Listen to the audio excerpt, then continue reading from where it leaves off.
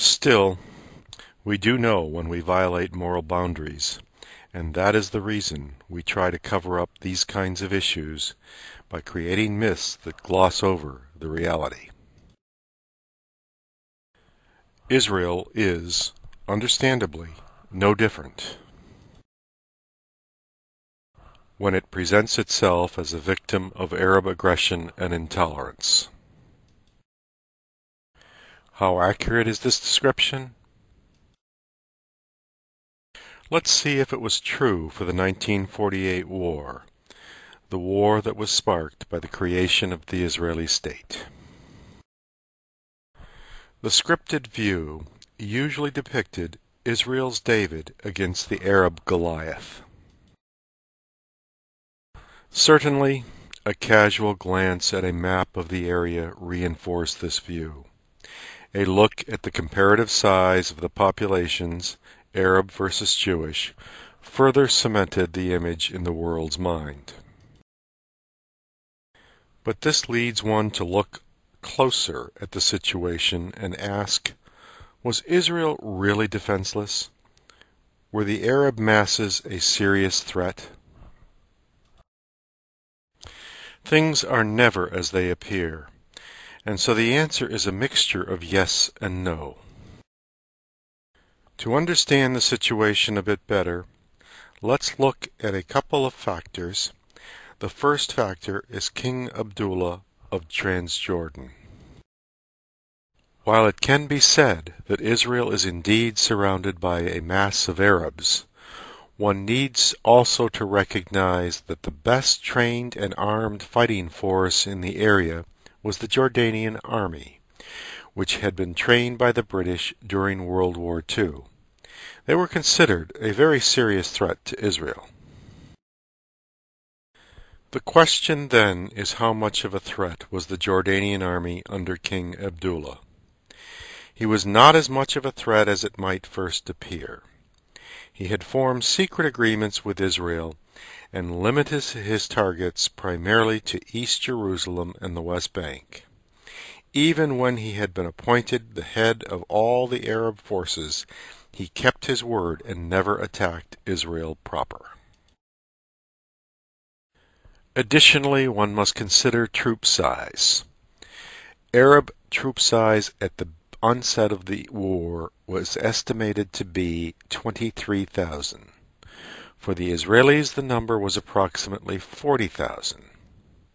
Even given superior numbers on the Israeli side, Ben-Gurion's military advisors placed their chances for winning the war at only about even. Most of those advisors overestimated the size and the strength of the Arab forces. By war's end, Israeli forces numbered 108,300. Arab forces rose to about 55,000. So who was the actual Goliath in this encounter? The numbers and the results certainly suggest Israel. In the final analysis, was the threat real? It certainly must have seemed so at the time. The mere prospect of an Arab invasion would appear to threaten Israel's very existence. In addition, having no real knowledge of the true military capabilities of the enemy, Arab propaganda was probably taken quite literally. Add to this atmosphere of fear the antics of the Grand Mufti of Jerusalem, shown here opposite Adolf Hitler, and one has the strong basis for concern. He was known, through his radio broadcasts, to exhort the Arabs to arise as one man and fight for your sacred rights. Kill Jews wherever you find them. This pleases God, history, and religion. This saves your honor. God is with you. So, given this context, were the odds as lopsided as many Israelis probably thought? The answer is an unequivocal no. Psychologically, however, given what had occurred in Europe with the Holocaust, and the uncertain prospects inspired by Arab rants similar to that of the Grand Mufti, it is easy to see how one could feel very frightened by the possibility of impending disaster. Now let's look at the situation from the Palestinian perspective. They refer to the 1948 war as the Nakba, or the disaster. Over 700,000 Palestinians fled from their homes during this period. 400,000 of them left their homes before a shot was fired in the 1948 war, according to Jacqueline Rose, who mentioned this during an Intelligence Squared debate entitled "Zionism is the Real Enemy of the Jewish People."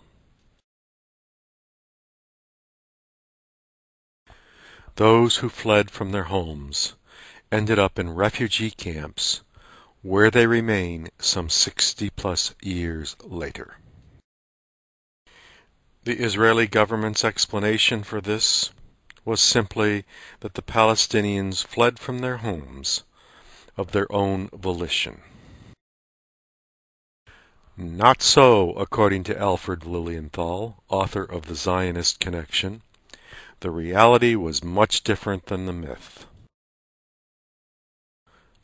There are two claims to be taken into consideration on this issue. The Israeli government's, which indicated that the Palestinians left because they were ordered to and were deliberately incited into panic by their own leaders, and the Palestinian perspective, which, as you imagine, was quite different. They charge that they were evicted at bayonet point and by panic that was deliberately created, stemming from both rumor and fact. Which one is accurate? The Israeli government's perspective or the Palestinians' view? With respect to the Palestinian perspective, there are two views. One generated by a group called the Israeli New Historians, with Benny Morris being a major source here. This group did pioneering research made possible by the opening up of Israeli archives. Their work undermined many of the Zionist myths heard in the scripted account of Israel's birth. A second explanation comes from the Palestinian historians as well as from one of the Israeli New Historians. The Palestinian historians include Walid Khalidi and Rashid Khalidi, and the Israeli New Historian is Ilan Pappé. The New Historians have presented a viewpoint suggesting around half of the Palestinians were purposely expelled by the Israeli army, though this was not a formal policy. Of course, that does not mean that it wasn't a welcome outcome. On the other hand, Walid Khalidi believes that the plan was in fact deliberate and formal, with the goal of expelling the Palestinians from their homes.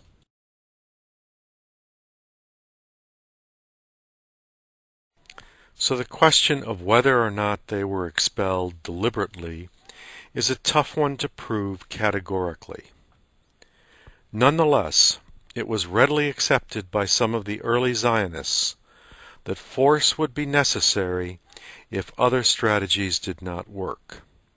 We must recognize that in order to create a Jewish state, the majority would have to be Jewish. To put it another way, one cannot have a French state when the majority are British. So whether or not the policy was a formal one, it must have been music to Ben-Gurion's ears when he was informed of the flight of so many Palestinians.